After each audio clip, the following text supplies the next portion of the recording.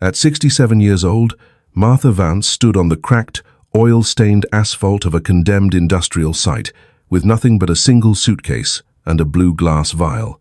But what her ex-husband Julian didn't know, what his team of shark-like attorneys were too arrogant to see, was that the toxic liability they had forced upon her as a generous divorce settlement was actually a dollar-sign biological miracle. The world was about to witness a quiet woman turn a wasteland into a sanctuary and bring a multi-billion-dollar empire to its knees. If you've ever felt that your decades of loyalty were treated like a debt that the other person no longer wanted to pay, if you've been told that you are past your prime by the very people who built their success on your back, if you've ever looked at a ruin and seen a future that no one else was brave enough to imagine, this story is for you. Subscribe now, because the secret Martha found in the stagnant green water of that old tannery will prove that divine justice never gets the address wrong. The boardroom on the 42nd floor had been cold.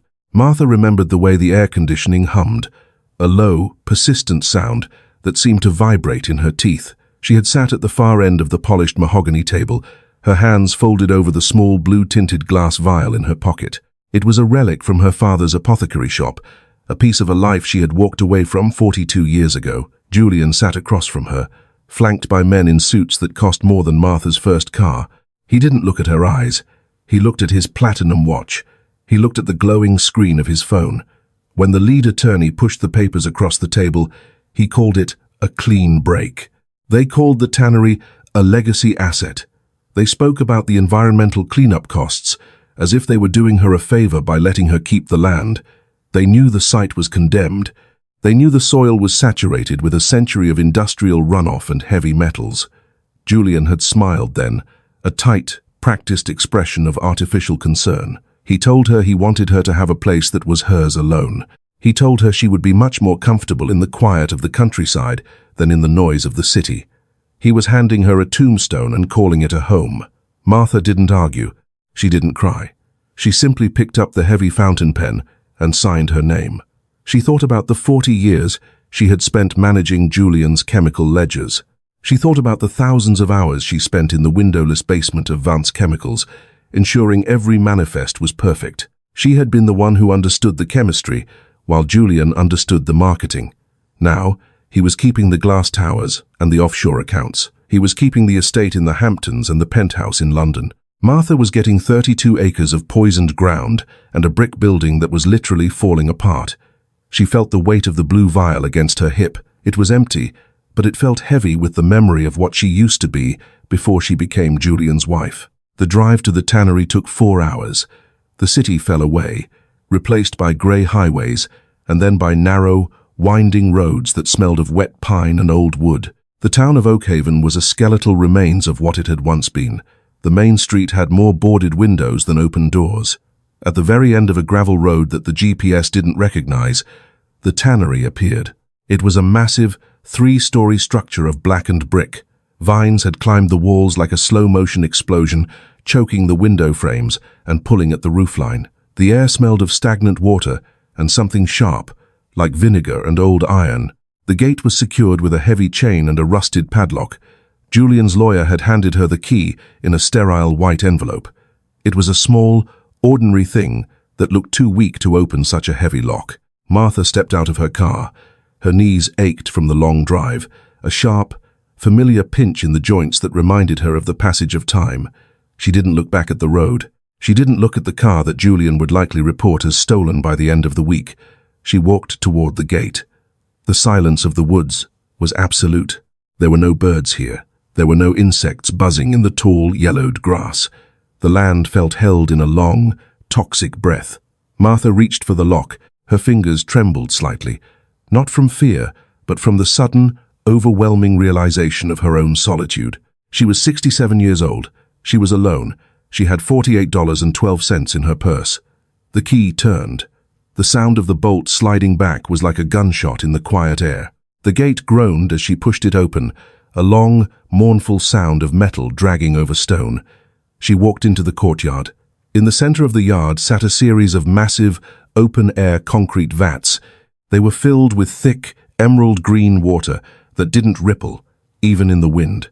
This was the waste Julian had been so desperate to get off his books.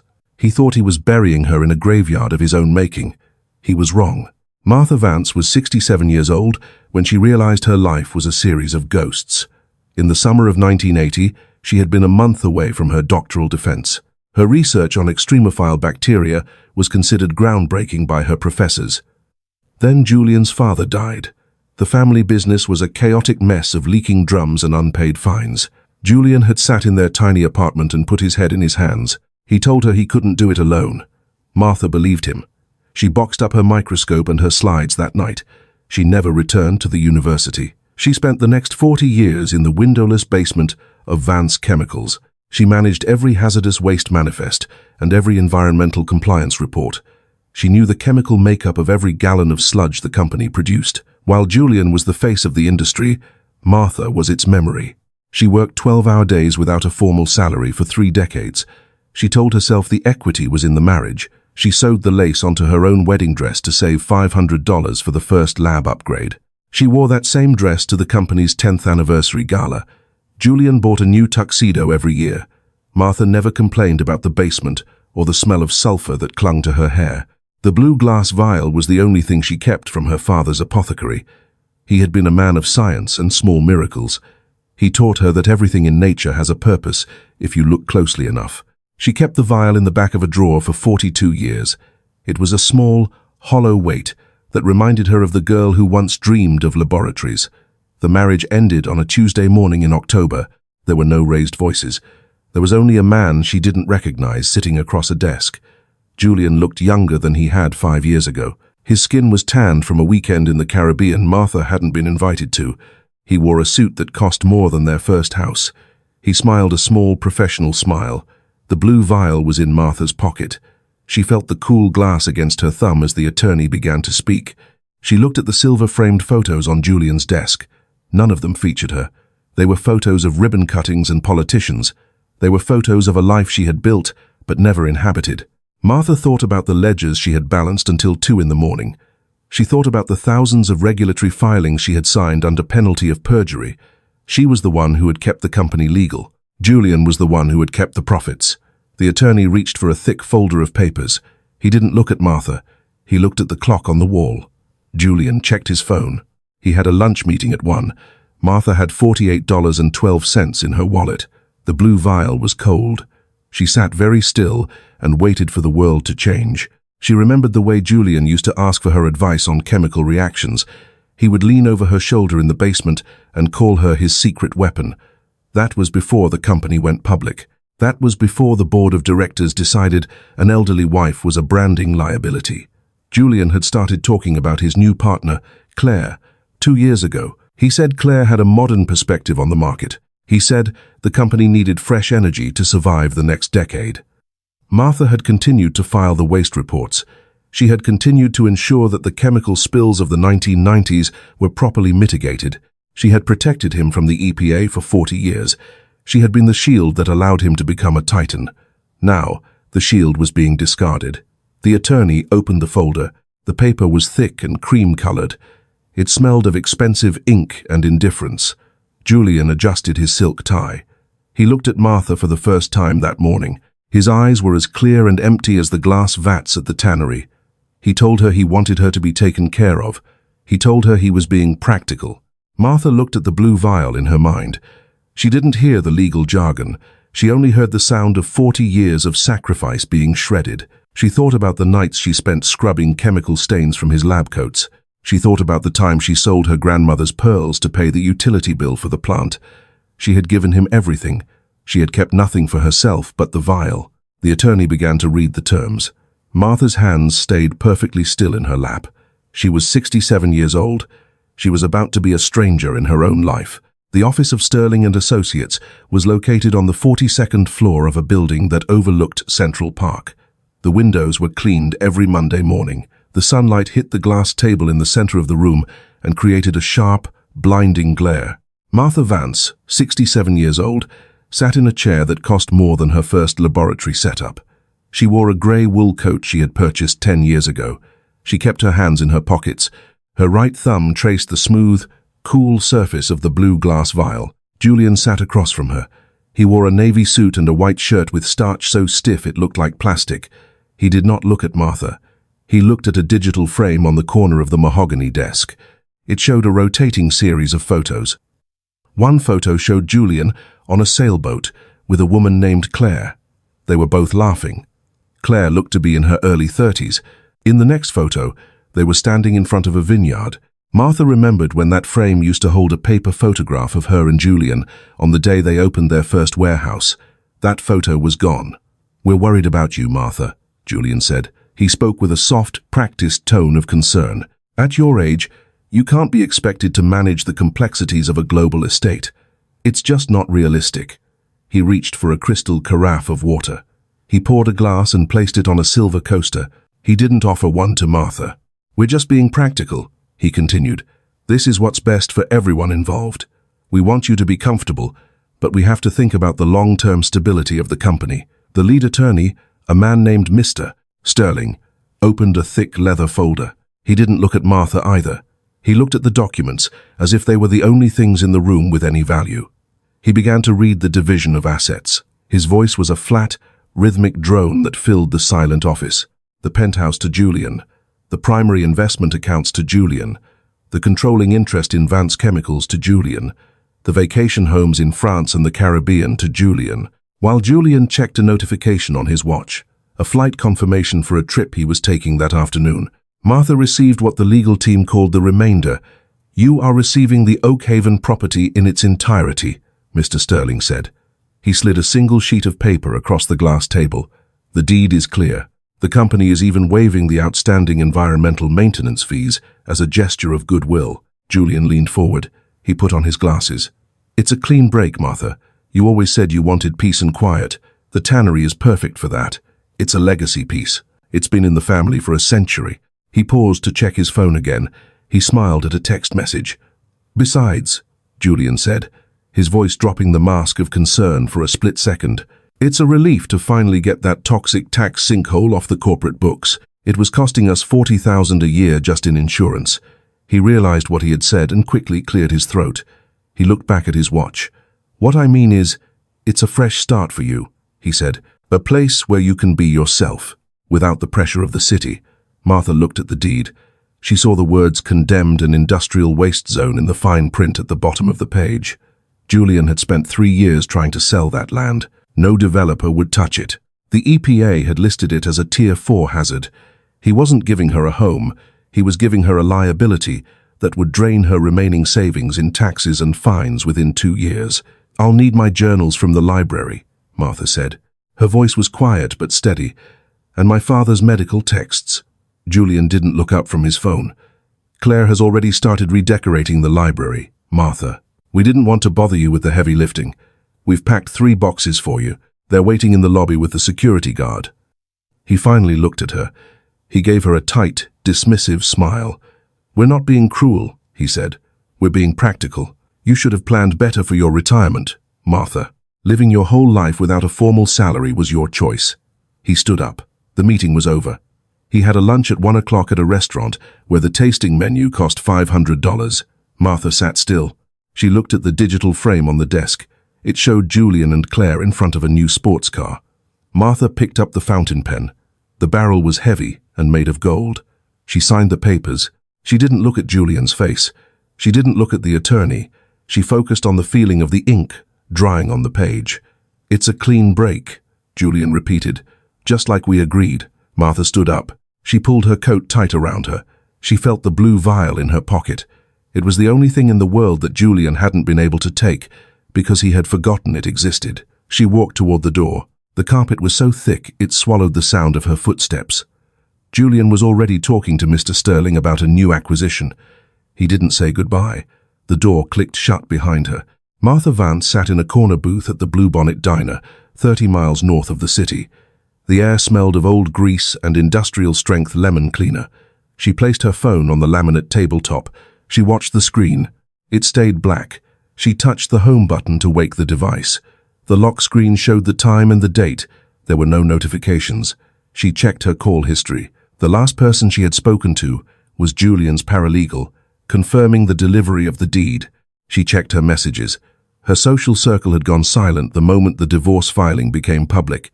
She scrolled through her contact list. Names of people she had hosted for dinner for 3 decades stared back at her. She had been the one to organize their charity galas. She had been the one to send the flowers when their parents died. She sent a text to her oldest friend, Evelyn.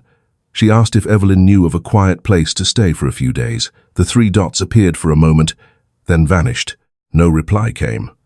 Martha realized that in Julian's world, loyalty was a commodity that followed the capital. She opened her bank app. The joint account had been closed at 9 o'clock that morning. She looked at the leather wallet on the table.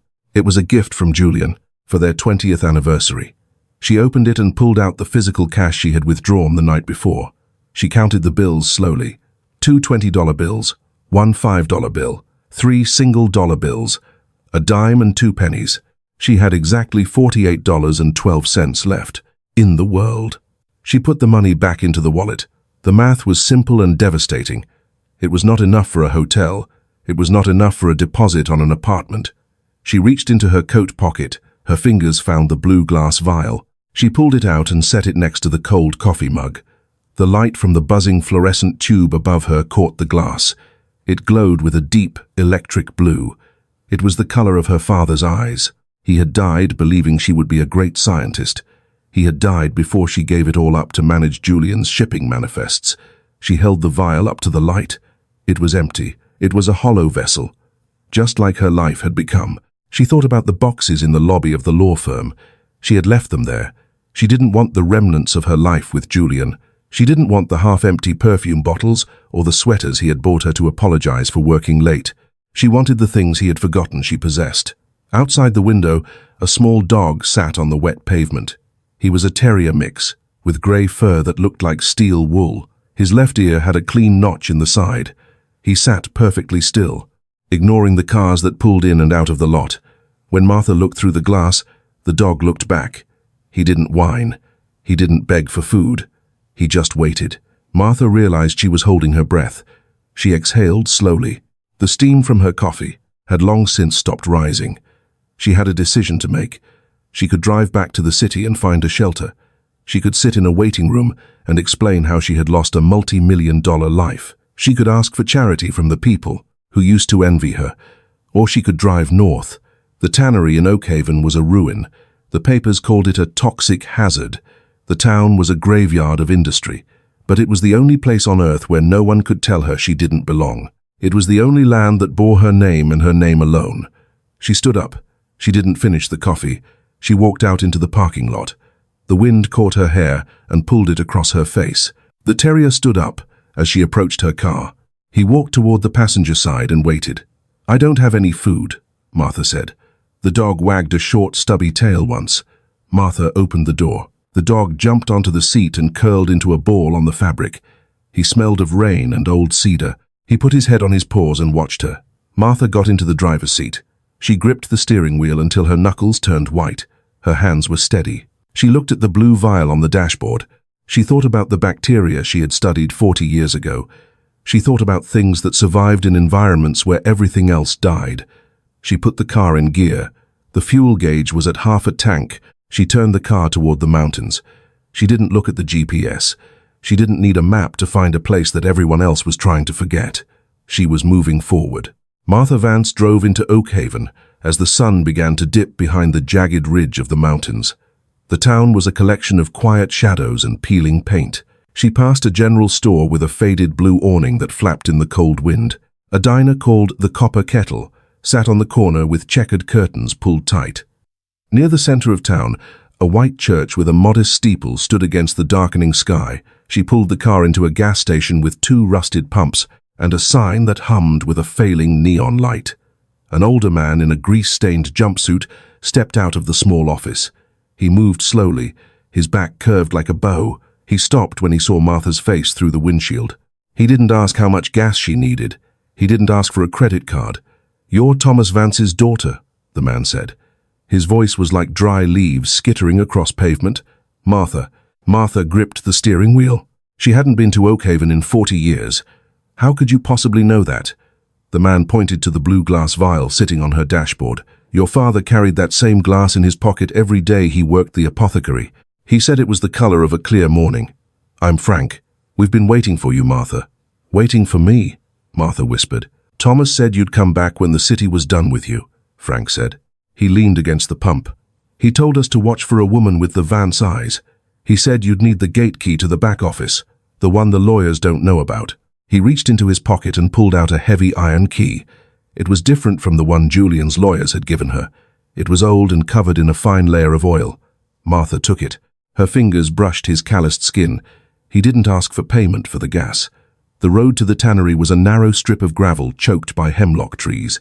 The dog sat up and barked once as the massive brick silhouette of the building appeared through the mist. It was worse than the photographs in the legal files. The roof had collapsed over the northern wing. The windows were jagged teeth of broken glass. The green waste vats sat in the courtyard like stagnant emeralds. The smell was sharp and metallic. Martha stepped out of the car and felt the damp cold of the ground seep through her shoes. She looked at the crumbling facade. It looked like a tomb for her father's legacy. Then she saw it. Near the heavy oak door of the main office, a single sprig of wild white clover was growing through a crack. In the concrete, it was vibrant and stubbornly alive in the middle of the poison. It was the only green thing on the property that didn't look like a chemical spill. The dog ran to the door and sat perfectly still. Martha followed him. She ignored the rusted padlock Julian had given her a key for. She used the iron key Frank had provided. It fit the lock on the heavy oak door perfectly. The door opened. The first morning in the tannery office was a lesson in the physics of cold. Martha woke on a pile of old shipping blankets she had found in a storage crate. Her lower back felt like a rusted hinge that had been forced open. Her knees clicked with a sharp, dry sound as she stood. She walked to the small sink in the corner. The pipes groaned and shuddered, but no water came. She looked at her hands. The skin was cracked and grey from the mountain air. She spent the first few hours moving. Movement was the only way to keep the blood flowing. She found a heavy iron pot in the break room. She placed it outside to catch the steady drip of rainwater from a sagging gutter. She used a piece of broken glass to scrape the mold from a wooden desk. She didn't have a broom. She used a bundle of dried hemlock branches to sweep the floor. She was a woman who had once managed a 300-person payroll. Now, her entire world was the radius of a single room. In the afternoon, a shadow fell across the doorway. A man stood there, wearing a heavy canvas coat and a knit cap. He carried a small kerosene heater and a plastic jug of water. "Frank at the station said you were up here," he said. He didn't step inside. "I'm Aris Thorne. I live in the cabin across the ridge." Martha looked at him. His eyes were weary, the eyes of someone who had spent a long time looking at things through a lens. "I don't have any money to pay you for those," Martha said. Aris set the heater down on the concrete step. "My wife used to say that neighbors don't keep a ledger," he said. He looked at the blackened brick of the tannery. "This place has a way of swallowing people. Try to stay dry." He turned and walked back toward a battered green truck. He didn't ask for her story. He didn't offer her a way out. He just left the heat. That night, the mountain weather turned. The wind became a living thing that shrieked through the broken windows of the main factory. Rain turned into a heavy, wet sleet that hammered against the office roof. Martha huddled near the kerosene heater. Jasper pressed his body against her thigh. A new leak started in the center of the ceiling.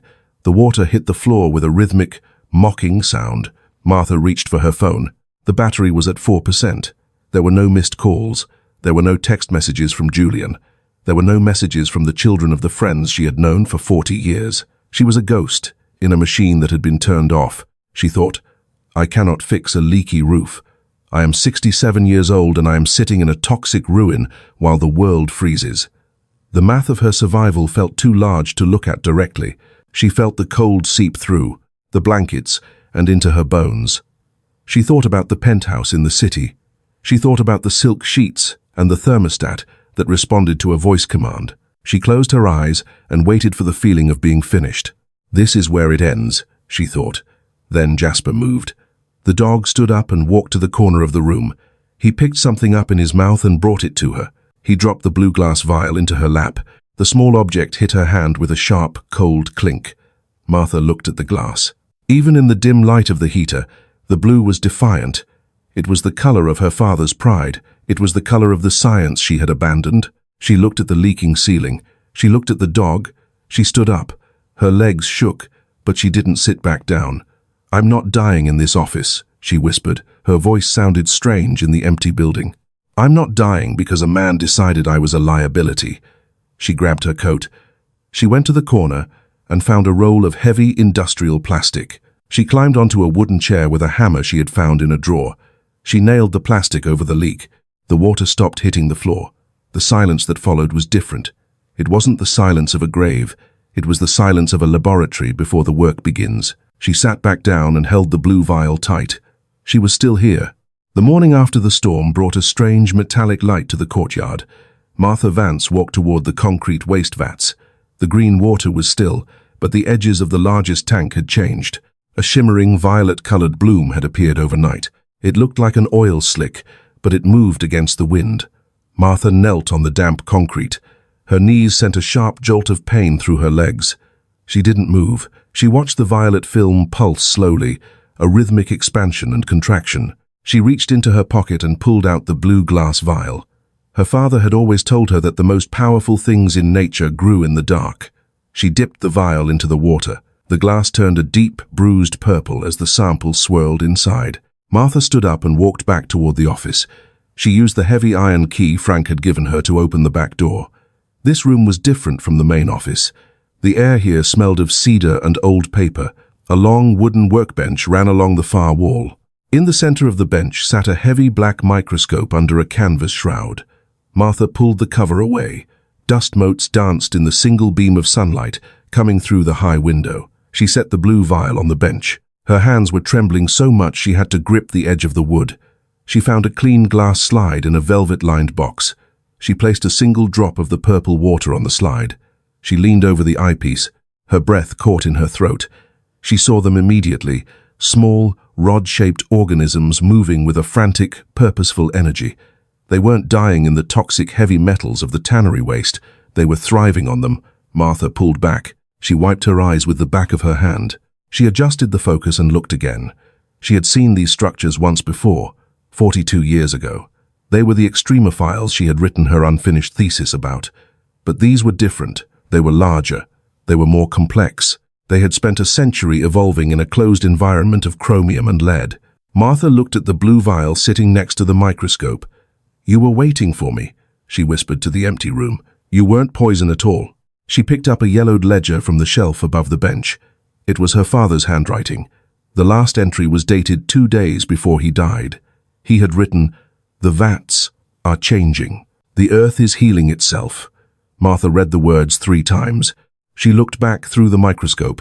These bacteria were synthesizing a rare chemical precursor. In the city, pharmaceutical companies spent millions trying to create this in a lab. Here, it was growing for free in a ruin that Julian had thrown away. Martha felt a sudden, sharp heat in her chest. It wasn't the heat of anger. It was the heat of a woman who had finally found the piece of herself she had lost. She looked at Jasper. The dog sat by the door, watching her with his head tilted. "He thought he gave me a grave, Jasper," she said aloud. Her voice was strong. It was the voice of the scientist she was always meant to be. She held the blue vial up to the light. The purple liquid inside seemed to glow with its own internal fire. She knew exactly what she had to do. She wasn't just a discarded wife anymore. She was the guardian of a miracle. The math of her life had just changed. Martha Vance began the work of reclaiming the tannery with a bucket of lye and a stiff, bristled brush. She spent the first 3 days on her knees. The concrete floor of the back office was covered in decades of industrial soot and dried oil. She scrubbed until the skin on her knuckles was raw, and her shoulders felt like they were being pierced by hot needles. She used the rainwater she had collected in the iron pot. The grey sludge came away in thick, smelling layers. Beneath the grime, she found a floor made of tight-grained maple. It was a wood that had been chosen a century ago for its durability and its resistance to chemicals. Martha spent $12 of her remaining cash at the hardware store in town. She bought a gallon of white lime wash and a bundle of sandpaper. She spent 2 days sanding the wooden laboratory benches until the pale, clean grain reappeared. She found a stack of old glass window panes in the collapsed northern wing. Most were shattered, but several were intact enough to be salvaged. Martha used a diamond-tipped glass cutter from her father's apothecary kit. She cut the glass into perfect rectangles to replace the jagged holes in the office windows. She used a putty knife to seal the edges with a mixture of linseed oil and chalk. The draft that had chilled her bones for a week finally stopped. She bartered with Frank at the gas station for a ladder and a gallon of industrial sealant. In exchange, she spent 4 hours helping him organize his inventory of vintage engine parts. She used her knowledge of chemical dating to identify the age of rusted gaskets and seals. Frank watched her work with a quiet, respectful nod. "You've got your father's hands, Martha," he said. He gave her a $20 bill and a box of heavy-duty trash bags. Martha used the money to buy more kerosene and a bag of high-quality dog food for Jasper. The physical transformation of the office was slow and rhythmic. She painted the brick walls with the white lime wash. The dark, oppressive corners of the room began to hold the light. She repaired the sagging shelves using timber she scavenged from a fallen oak tree behind the vats. She stripped the bark and sanded the wood until it was smooth to the touch. She found a rusted iron stove in the corner of the factory floor. It took her 3 hours to drag it into the office on a piece of heavy cardboard. She cleaned the chimney flue with a length of chain and a wet rag. By the end of the second week, the office no longer looked like a ruin. It looked like a fortress. The before state of the building had been a study in decay and neglect. The blackened brick and the smell of rot had defined her first nights. Now, the room smelled of cedar and the sharp, clean scent of lye. The most significant change happened on a Tuesday afternoon when the sun cleared the mountain ridge. The light hit the newly cleaned windows at a sharp angle. It passed through the glass and struck the white lime-washed walls. The entire room seemed to ignite with a brilliant, pearlescent glow. The shadows vanished completely. For the first time in 40 years, Martha felt like she was standing in a place of absolute clarity. The light caught the blue glass vial on the workbench. It cast a long, sapphire-colored shadow across the maple floor. Martha stood in the center of the room and wiped the sweat from her forehead with a damp cloth. Her back ached, and her hands were stained with white paint. She looked at the workbench where the microscope sat ready for use. The space was functional. It was clean. It was hers. She walked to the window and looked out at the waste vats in the courtyard. The green water was still there, but the violet bloom was spreading. It looked like a carpet of royal silk draped over a graveyard. The property was becoming beautiful in a way that had nothing to do with gardens or paint. It was the beauty of a machine coming back to life. Martha opened the small iron stove and fed it a piece of seasoned oak. The fire caught quickly. The warmth began to push back the mountain cold. Jasper jumped onto a rug Martha had braided from old shipping blankets. He sighed and rested his chin on his paws. Martha sat in a wooden chair she had repaired with wire and wood glue. She watched the blue shadow of the vial on the floor. It was enough. Martha Vance sat at her maple workbench as the first light of November touched the ridges of the mountains. She did not reach for her phone to check the headlines. She did not check the balance of the joint account that no longer held her name. She picked up the blue glass vial and held it against the morning sun. The purple liquid inside was vibrant and thick. She looked at the shelf of her father's old medical texts. "I'm finishing it, Dad," she whispered to the quiet room. "I'm finally finishing the work." A physical sensation of lightness settled into her chest. It was the absence of the basement weight she had carried for 40 years. Her lungs felt larger, as if the mountain air had finally cleared the city soot from her spirit. At 10 o'clock, the sound of a truck engine broke the silence. Aris Thorne walked into the office carrying a portable centrifuge and a cooler of ice. He didn't look at the newly painted walls or the repaired windows. He walked straight to the microscope. Martha handed him the slides she had prepared an hour earlier. Aris leaned over the eyepiece. He stayed there for 5 minutes. When he looked up, his face was pale. "This shouldn't be possible, Martha," Aris said. His voice was a low, urgent rasp. "This strain of bacteria has adapted to feed on the heavy metal isotopes. It's producing a pure form of the antibiotic precursor. 1 gallon of that wastewater is worth more than a year of Julian's chemical exports." Martha didn't smile. She didn't feel a surge of triumph. She felt a deep, steady sense of recognition. "The earth was healing itself," she said. "We just had to stop poisoning it long enough to notice." Word of Martha's work began to move through the town of Oakhaven. It didn't happen through a press release or a news report. It happened at the general store and over the counters of the Copper Kettle. On Wednesday, Mrs. Gable arrived with a heavy ceramic pot of beef stew. She set it on the iron stove without being asked. "Frank says you're making something important out of that old mess," Mrs. Gable said. She looked at the clean, whitewashed walls and nodded once. My boy Leo needs a job after school. He's good with a shovel. On Friday, a young man appeared with a truckload of seasoned cordwood. He stacked it neatly against the side of the office building. He told Martha his grandfather had lost his lungs to the tannery fumes in the 50s. He said he wanted to help the woman who was cleaning the air. Martha didn't offer them money. She offered them tea made from herbs she found near the ridge. She offered them a seat by the stove. She was no longer the discarded wife of a city titan. She was the woman who had returned to the mountain to fix what was broken. The townspeople didn't treat her with the forced pity of her old social circle. They treated her as an equal. They looked at her work-worn hands and her silver hair and saw a neighbor. Martha realized she had spent 40 years being a piece of Julian's machinery. Now, she was the center of a community. She was Martha Vance. She was 67 years old, and she was finally home. A black luxury SUV pulled into the gravel courtyard at 10 o'clock on a Tuesday morning. The tires crunched over the wet stones with a heavy, expensive sound. Julian stepped out of the vehicle. His Italian leather loafers hit a patch of mud near the gate. He looked at his shoes and grimaced. He was wearing a camel hair coat that looked absurd against the blackened brick of the tannery. He didn't look at the mountains. He looked at the office windows Martha had painstakingly repaired. Martha stood behind her maple workbench. She didn't put down the pipette. She didn't wipe the white lime wash from her apron. She watched him through the clean glass. Julian walked to the oak door and knocked. He didn't wait for an answer before he pushed it open. He stopped in the doorway. He looked at the white walls. He looked at the iron stove. He looked at the heavy black microscope that had belonged to Martha's father. Martha, he said. He used the same soft, melodic tone he used when he was closing a merger. We've been so worried about you. You haven't answered any of the firm's emails. Martha adjusted the focus on her microscope. I don't have a computer, Julian, and the phone battery died 3 weeks ago. Julian stepped further into the room. He smelled of expensive cologne and the pressurized air of a private jet.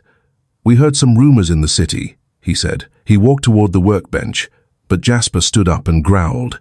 The sound was low and vibrating. Julian stopped. We heard you've been inviting people onto the property, environmentalists, state scientists.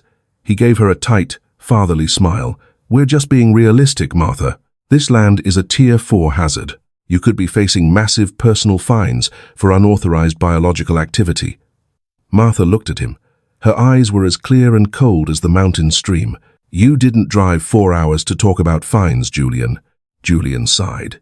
He reached into his coat pocket and pulled out a gold fountain pen. I'm here to help you. I've talked to the board. We're willing to buy the property back from you. He leaned against the edge of a shelf Martha had just sanded. We'll pay the original assessed value. It's more than enough for a very comfortable apartment in a managed care facility. Martha set the pipette in its rack. Why would you want a toxic tax sinkhole back on the corporate books, Julian? Julian's smile didn't reach his eyes. We're concerned about your health. At your age, the fumes alone are a risk. This is what's best for everyone. Martha walked around the workbench. She felt the blue glass vial in her pocket. Dr. Thorne from the State University was here yesterday, she said. He's nominating this site for a federal scientific landmark status. Julian's posture shifted. The mask of concern slipped for a fraction of a second. His eyes darted to the blue vial on the desk.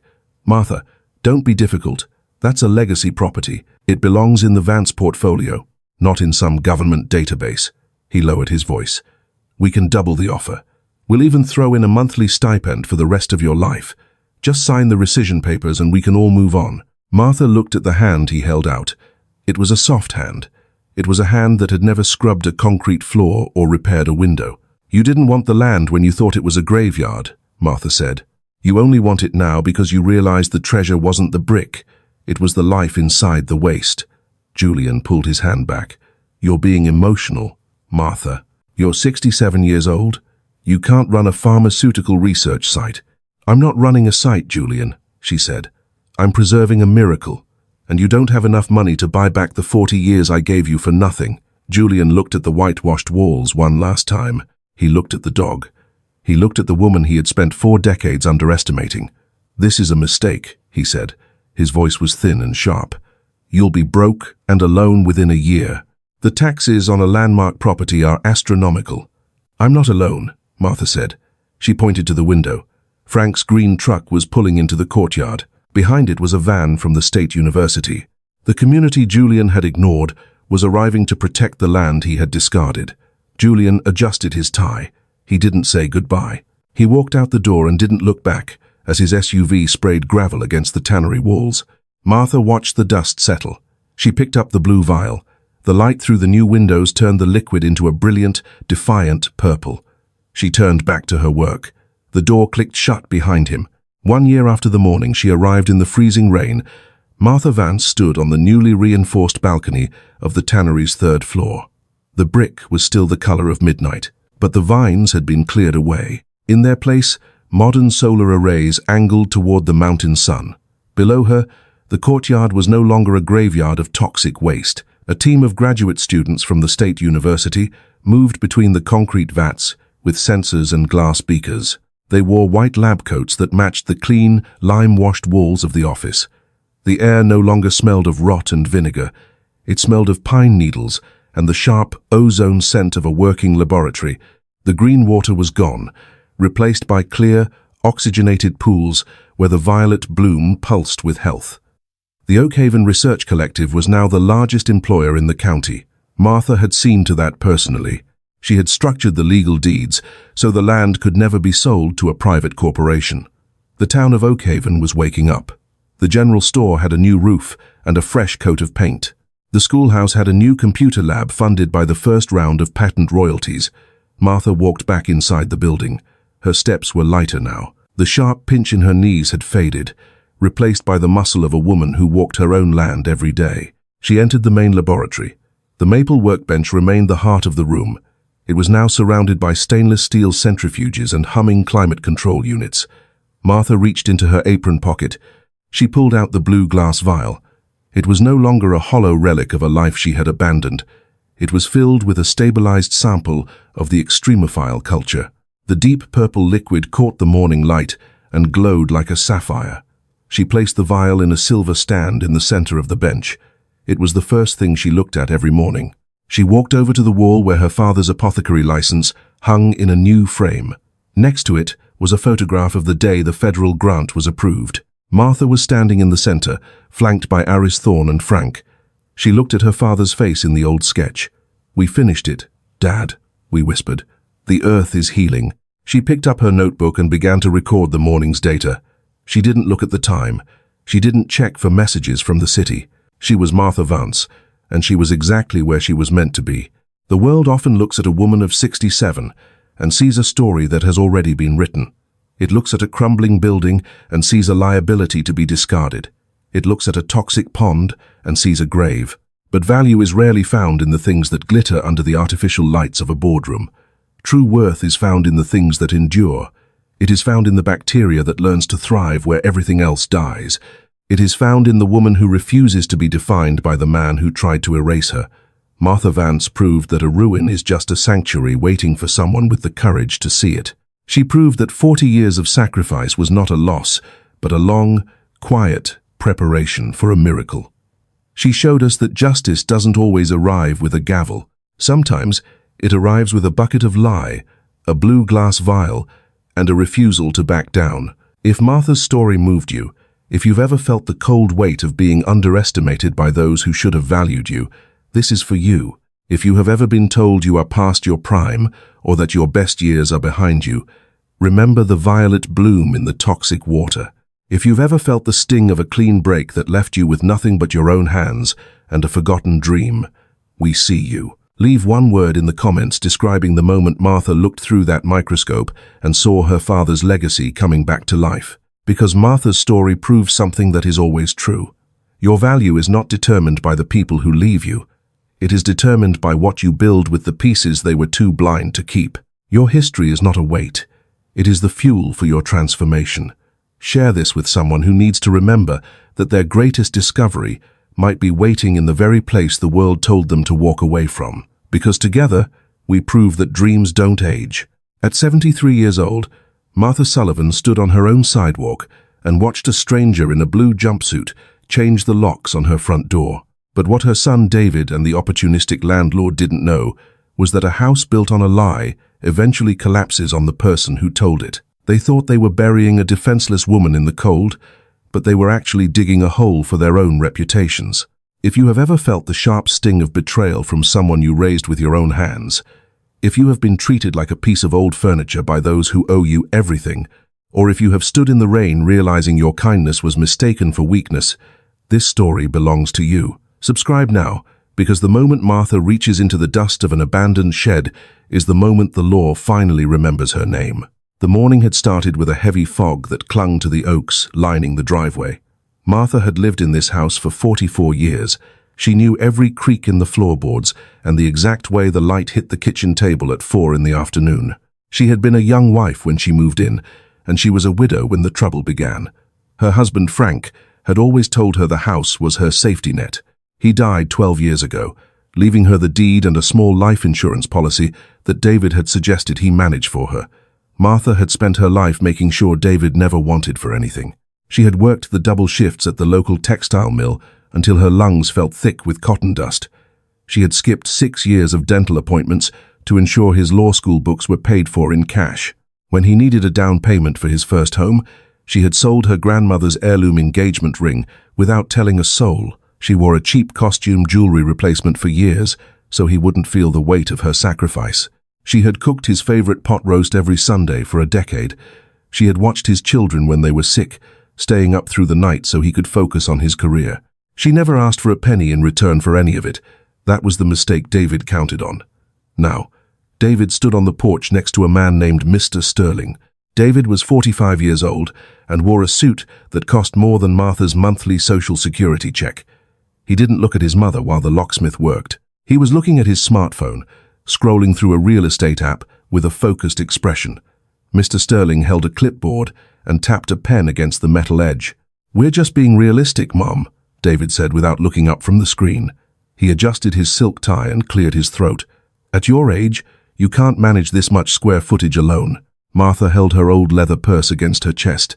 The purse was the motif of her dignity, a gift from Frank that she kept polished even when the straps began to fray.